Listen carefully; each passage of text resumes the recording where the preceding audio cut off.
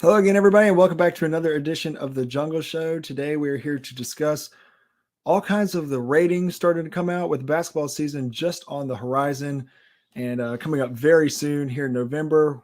As we get into October, we're going to kind of discuss some preseason things, some of the stuff around the program, and where the national media sees Auburn and the rest of the SEC and college basketball in general, and what kind of season we could be prepared for this upcoming year.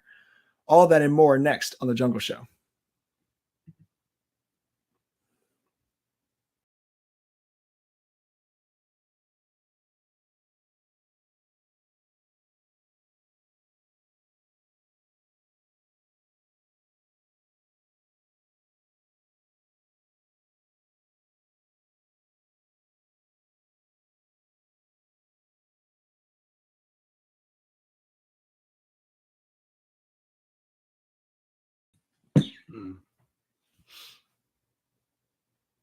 Hello again, everybody, and welcome back to The Jungle Show. Today, we're here back again to talk more about basketball, just like we do 52 weeks out of the year.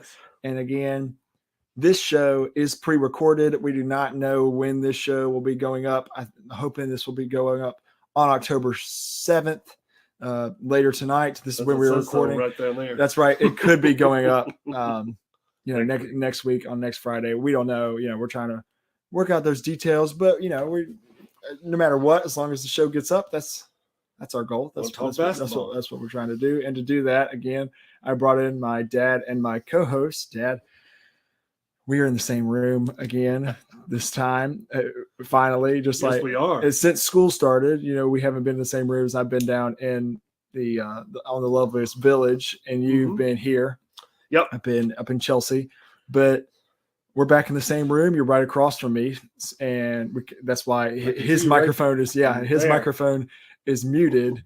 So we're working off of one microphone, but yeah, we got the whole setup here. But we're here to talk about the national media's perspective on not just Auburn, but the whole SEC. What kind of predictions they are making? We've made predictions all off season. We've talked about this team all off season. What do the quote unquote experts think about this Auburn basketball team? And we're going to kind of look at some of the early ratings as we're a month away from college basketball. Hallelujah. Because get a little tired when we record this tomorrow, we play Georgia in football.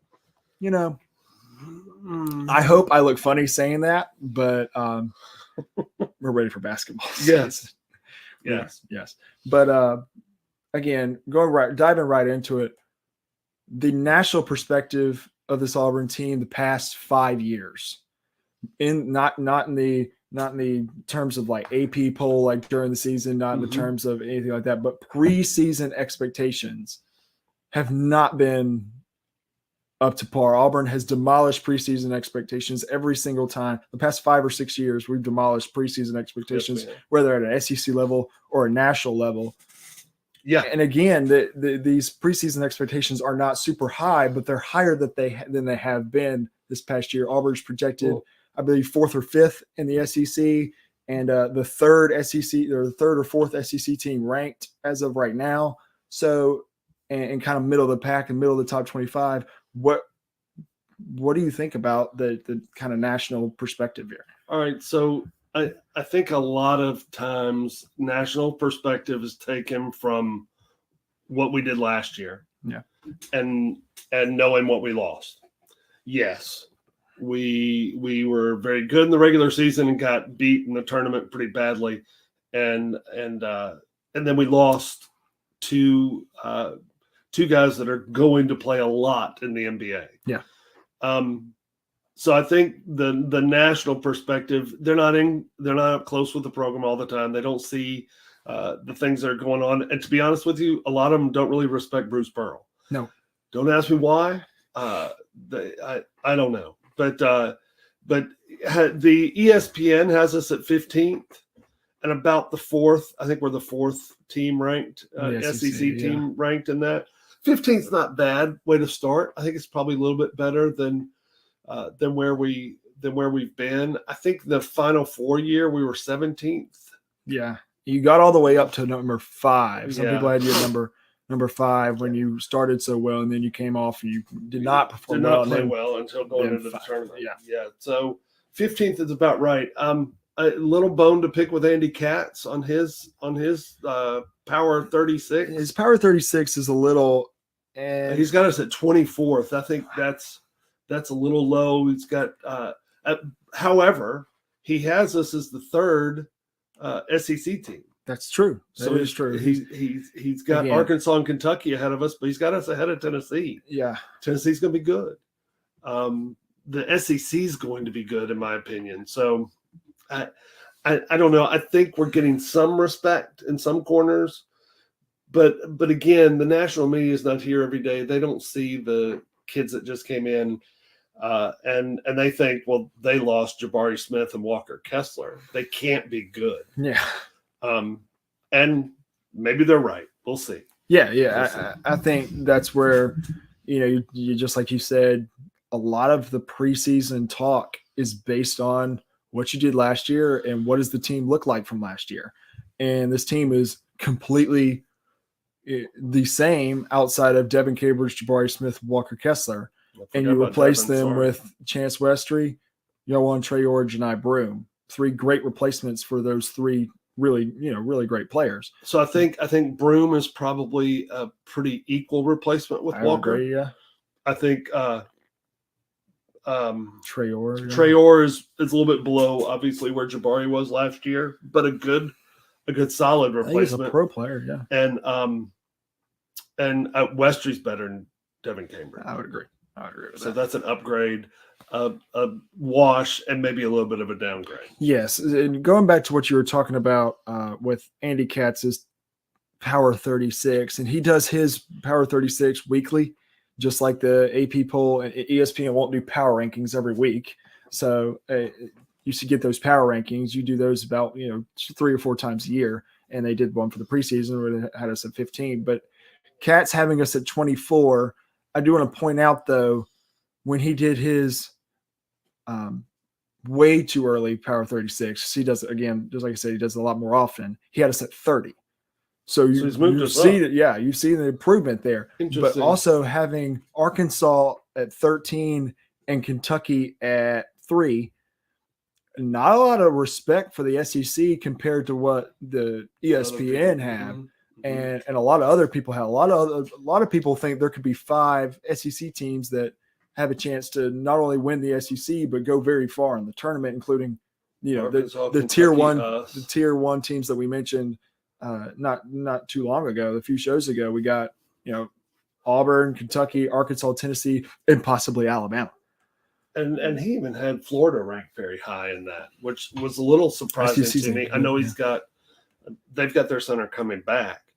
But they've got they've got a really good coach. He's just new, so it'll be interesting. And I'm like you, that top 4 or 5 in the SEC is going to be hard for any of them can win. I agree. And when Nathan and Alex were on the show a few weeks ago, we went through the schedule, and every game that we saw those 4 or 5 teams play against each other, I was like, okay, I can't wait for that matchup. Yeah. That's going to be a fantastic game, no matter who's playing better, no matter who's, how healthy. Mm-hmm. It should be a fun game, and you've got a lot of those. Yeah. You've got a lot of them. Yeah. I mean, because Auburn plays Kentucky once, they play Arkansas once, they play Tennessee twice, and Alabama twice. It's basically the same for all the others, the other ones.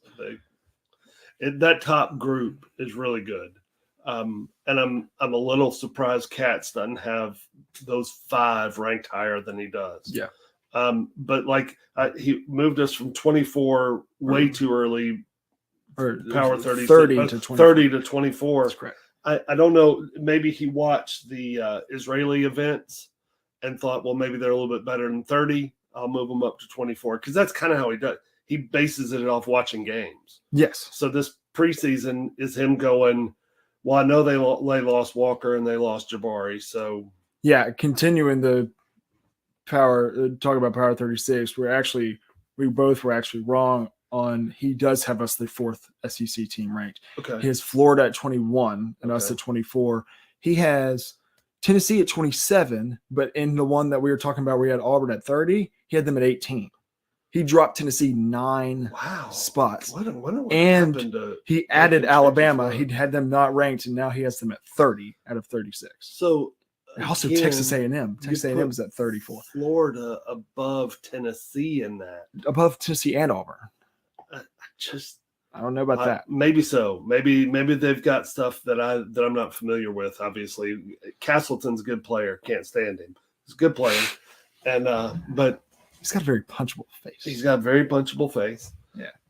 If I could reach it, I'm 6'5", but he's like 7 feet, so maybe I couldn't reach it. Yeah, getting away from the SEC, we'll finish up talking about Andy Cass's Power 36, and again, this is something that we could update, every week when he does it. He's a very good reporter. I really don't like his dislike for Bruce Pearl. He's one of those guys that when you were talking about earlier, he does not have a lot of respect for a guy like Bruce Pearl. But when Auburn is good, he's a pro Auburn type of guy. When we were, when we were struggling to get that number 1 spot after, we were trying to get the number 1 spot in the AP poll, he was like, "Y'all, Auburn should be number 1. Yeah. This should not be a discussion." He's a good college basketball analyst and reporter. Talk about his top 5, though. I think his top 5 is as good as it gets, but I think Houston. He's got Houston at 6. I think Houston could be argument for number 3. Really, because of Sasser? Yes, their player. He's very good. I think the number 1 team, no doubt, in the country right now is North Carolina. Number 2 is no doubt Gonzaga. I don't think there's any argument over that. Back, right? Yes, there's no argument over that. He has Kentucky at 3. With Sheway's coming back. You've got to respect that. UCLA at 4 because Tiger Campbell and Jamie Jaquez Jr. Are coming back. And then Kansas at 5. Kansas lost way too much. I would probably put Houston above. Maybe put Houston above them. He's got Indiana at 6 or 7. Mm-hmm. So it's interesting. But it's like we were saying, he's ranking these off of who they lost and who they've got back. Gonzaga's ranked number 2 because Drew Timmy's there. Yeah. And North Carolina's ranked number 1 because they brought everybody back. Yeah. Kentucky's got the Oscar Tshiebwe. Yeah. And he says it in his listing. Every time he ranks somebody, it's like, well, they've got these guys coming back. Yeah. When you get to Auburn down here, he says speed, quickness, hectic play. The Tigers will be a good watch. Yeah. So you can tell he doesn't respect what we have coming back, and so he's ranking us down there. So that's fine. Again, I'd rather be ranked low and have some lower expectations on him, and have him come out and roll through the season. That's why Auburn's beating Georgia tomorrow. Yeah.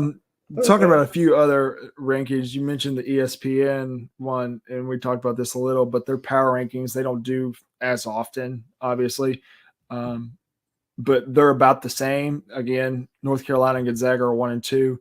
And then they had Houston at 3. I agree with that. I agree with that. Kentucky at 4, Duke at 5. I think that's way too high for them. Yeah. Way too high for John Shire in that group. I don't agree with that.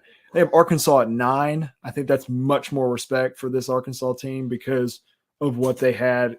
They're going to be really good in their class this past year. They're going to be really good. They're a really good basketball team. Yeah. Well coached. And then Tennessee at 13. Tennessee's going to be very good. Again, you can put 5 or 6 SEC teams all in the running for the SEC, and Tennessee's one of them. So you got to put them up there. You got to see.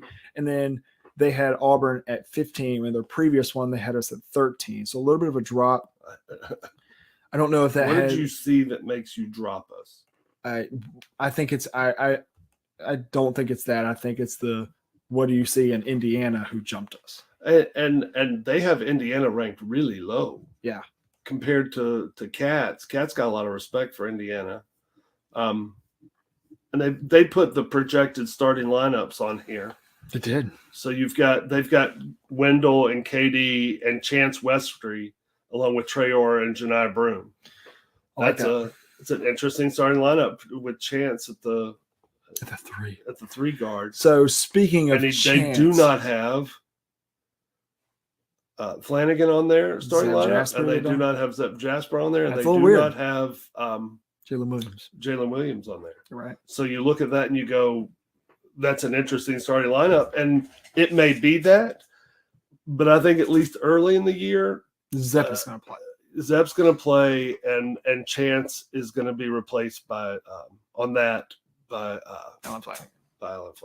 Yeah, in my opinion. Speaking, and Chance may overtake him. Yes, yeah. Continuing to speak on Chance, I wanted to touch on this, even though it's not a huge we're not going to be missing Chance for the season, but Chance and Bruce Pearl both had arthroscopic knee surgery this past week together, same day in the same hospital by the same doctor. Pictures them sitting beside each other. Yes, it's a good picture. It's great, team bonding there. Having surgery together. Bonding. My coach is so nice. I love my coach so much. I had surgery with him. Yeah, and the details weren't really announced that well. I don't know if this was. You think of arthroscopic, you think of more of a aggravating thing that he's just having cleaned up. That way he can be at full strength for the season, and because you don't think of an injury, because you think if he's having surgery because of an injury, something happened to his knee, whether if it's something with the ACL or the MCL or something like that. So I don't think anything happened in practice. I think this is just a precautionary thing to get him to full strength right before the start of the season. So he'll miss 3 to 4 weeks of this preseason practice, and Bruce will miss until next week. He'll be back on in a brace next week. He'll be fine. We can't lose Bruce to an injury. That's for sure. And Alan Flanagan and Wes Flanagan about Alan and Wes. They remain away from the team. I don't, they did. We said 2 weeks ago or a week ago, we were like, that's personal reasons. We didn't, information of that was not released, but that's okay. Of course, we wish them, keep them speedy return. We need them back, especially with Chance. Wishing. We need a 3 guard, and Allen's that guy, especially the senior, and. As much as we're going to miss, Bruce, even though he's still going to be there, Wes, we need Wes back. So, okay. So important. if Flanagan is not available early, and Chance Westry is just coming off a knee surgery, do you move KD to the 3, or do you slot in Jalen Williams? I slide in Jalen Williams. Yeah. I'm more playing. And I think either of them would be great, but Traore or Williams at the 3/4. Play them at the forwards. Yeah. And then you play your 2 guards, 2 forwards, and a center. I think that's what you do, because I think if you play Wendell, KD, and Zep, there are teams, especially not teams that we're going to play early on, but there are teams once you get into a little deeper into the schedule that have 6'7", 6'6", 6'8" guards or wings that would that would not be good to have KD on, or Wendell or Zeb, just because of the size. But back to what we're talking about here with the rankings. There's another thing that went on Twitter last week. A lot of people saw a ranking of somebody that did the top 25 point guards in college basketball. And these rankings come out every year. The guy with Big Game Boomer does the football every single position last year, or this past offseason for football. And he's going to do it for basketball too. I'm sure we'll see more of those. But this one came out, top 25 point guards in college basketball. I think Wendell should be on there. That may be bias of me. I think he should be on there. I don't think he should be super high. No. Because he didn't start the end of last year. Lower end of that. I think he should be lower into the ranking. I think he should be on there. He was not. Who are the SEC guys? He was not on there. I will try and see the SEC guys on here. Some of the guys on there. The number 1 guy they had was from TCU named Mike Miles. Yeah. Okay. The first SEC guy that they have on here is number 18. It's Javon Quinterly from Alabama. Wow. That's interesting. Okay. Number 19 is Severe Wheeler from Kentucky. They've got Quinterly ahead of Severe. I think that's interesting. I don't know that I agree with that. Yeah, those are the only 2 SEC guys on there. And you don't have Nick Smith on there from Arkansas. You don't have Vescovi on there from Tennessee. You don't have I don't know how good that if list is. I think I'd call Vescovia shooting guard. Okay, though. would you? I think I you don't consider Nick Smith a shooting guard as well, the Yeah. freshman from Arkansas. Although you can't. Speaking of Arkansas, did you realize that they have 2 returners from last season? Yeah. Devontae Davis and Kamani Johnson are the only 2 guys coming back. Yeah, And they you look signed at a their huge starting class, lineup yeah. predicted: Anthony Black, Nick Smith, Ricky Council from Wichita State, Jordan Walsh, and Trevon Brazil from Missouri. Yes. So it's like those are that. I didn't realize that they lost everybody. Yeah. Yeah. No, that's weird. And the same guy also made a list of the top 25 shooting guards in the country. We Again, probably don't have one of them. This is a little weird because as much as I would love to see Zepp or KD on this, I don't know if they would call Zepp a shooting guard and KD. KD went 0-14 against A&M. I don't know if you can put him at top 25, but there wasn't any of our guys. The Marcus Sasser from Houston was number 1. They had Nick Smith Jr., the freshman from Arkansas, at number 2. Really wanted him to come to Auburn, by the way. Yeah, I did too. They had a guy named Isaiah Mobley, and it's not the guy from USC. He's from Missouri at number 6, actually. That's the next SEC guy. Then Carson Wallace from Kentucky at number 10. Then at number 16, Mark Sears from Alabama. He's a freshman. He's going to be very good. Heard great things about him. And then Terrence Radford from Texas A&M, who whipped us up and down the floor. A lot of shooting guards. Yeah, whipped us up and down the floor in the SEC tournament. Yeah, he did. Is number 23 on that list. So you're going to see a lot of, I wouldn't say disrespect. I would say uncertainty about this Auburn team, even though you are returning all but 3 guys and you're replacing those 3 guys with, other great players of themselves. Yeah. But you are going to see uncertainty, especially since how good the SEC is this year. You've got 5, 6, maybe 7 teams that all could make noise and all could win at any day, win against anybody. And you want to see Auburn prove that they not only belong in that group, but they can win in that group. Yep. And I think they will. I think with our preseason schedule, we'll get rolling and be able to determine who that third guard is, and get some Westry some work. Hopefully by then, we were talking earlier the other day about last year we had the guy who we knew was the closer. We knew Jabari, get us a bucket. All right, Jabari, we need a bucket. Go get it. Yeah. I don't know who that is on this team yet this year. You and I both mentioned Janai Broom as maybe, hey, we need 2 points. Go get in the post, get us 2 points. Yeah, due to his skill set in the post and his scoring ability that he showed at Morehead State, I think he is that guy. I think he is the top guy. Hey, we need a basket. Go get one. Get one. Because that's who Jabari was last year. And some points that was Wendell. And, you'd like to see Wendell be that guy this year. Maybe it's Zepp. It's shooting.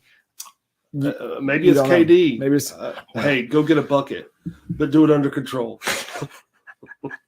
I don't know, but we obviously that's part of these rankings because Jabari was that guy. Yeah, and we don't have that guy. And you look, that we know about. Yeah, and you look at especially Andy Katz's top 6 or 7. They've got that guy. They've got the guy that they know. They know for 100% fact they need a basket. Get him the ball in his spot. It's a basket. Yeah. And so North Carolina's got about 5 of them. North Carolina's got about 5. Is that about? Kentucky's got Sheboy. UCLA's got Tiger or the Jaquez guy. Yeah. And Kansas got Jalen Wilson. Houston's got Marcus Sasser. So all those top 6 teams have got a guy that they go, all right, we need a bucket. Go get a bucket. Yeah. And we had that last year. Yeah. You don't know that you do that this year. We don't. And we'll find out. And Bruce is very good about figuring that out. Obviously, he had that in the Final Four run with about 4 guys. Jared Bryce, Chuma, and I don't know, maybe 3. Yeah, I'd say 3. I'd say 3. So, Yeah, we'll go ahead and end this one. Yeah. Again, we're going to continue to be talking about preseason. We'll talk about practice next week. Getting all the reports that we're getting, kind of start looking ahead because we're what 3 or 4 weeks away from that first game. Yep. I am super excited to finally get rolling after this. This has been a long offseason. It seemed like, I'm just being honest. It feels like the Miami game was years ago. Yeah, and that may be a good thing. Yeah. Because that was not pleasant. Yeah, I agree. But yeah, we'll go ahead and get out of here. If you want to find him on Twitter, you can find him at War Eagle Hoops, or you can find me on Twitter at Gray Oldenburg. Find all the great stuff on auburndaily.com or at the Auburn Daily. Until next time, War Eagle. War Eagle.